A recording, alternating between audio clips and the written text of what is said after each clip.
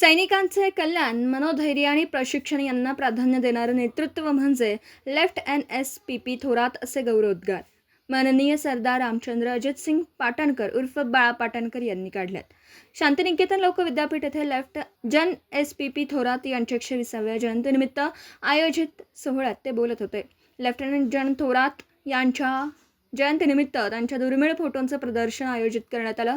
कला चावडी या प्रदर्शनाच्या उद्घाटन सोहळ्यात प्रमुख अतिथीपदावरून बोलताना पाटणकर यांनी थोरात यांच्या अनेक महत्त्वाच्या सैनिकी कारकिर्दीय माहितीवर प्रकाश टाकला.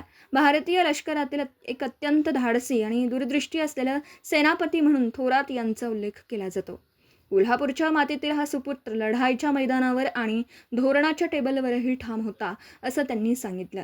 1926 सँडहर्स्ट कमिशन, दुसरे महायुद्ध, DSO किताब, कोरियन युद्धातील कैद्यांचे व्यवस्थापन, संरक्षण, रेषेविषयीचे 1961 साली त्यांनी मांडलेलं धोरण, अशा थोरात यांच्या विविध कार्याविषयी त्यांनी माहिती दिली.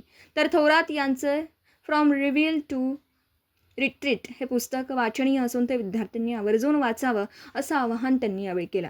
यावेळी कर्नल संकेत चव्हाण यांचीही प्रमुख उपस्थिती होती. त्यांनीही आपल्या मनोगतात थोरात यांची युद्धाबद्दलची दूरदृष्टी, त्यांच्या योजना, त्यांची ध्येय धोरणं, कोरियन युद्धातील कामगिरी, बर्मा मोहीम अशी माहिती सांगितली. स्वागत व प्रास्ताविक संचालक गौतम पाटील, अतिथी परिचय उपसंचालक DS माने, आभार प्रदर्शन सूत्रसंचालन हर्षा बागल यांनी केला. बुधवार 12 ऑगस्ट ते रविवार 16 ऑगस्ट दरम्यान सकाळी 11 ते 5 या वेळेत हे प्रदर्शन कला चावडी शांतिनिकेतन लोकविद्यापीठ येथे सर्वांसाठी मोफत खुलं राहणार असून जास्तीत जास्त लोकांनी याचा लाभ घ्यावा असं आवाहन संचालक गौतम पाटील यांनी केलं.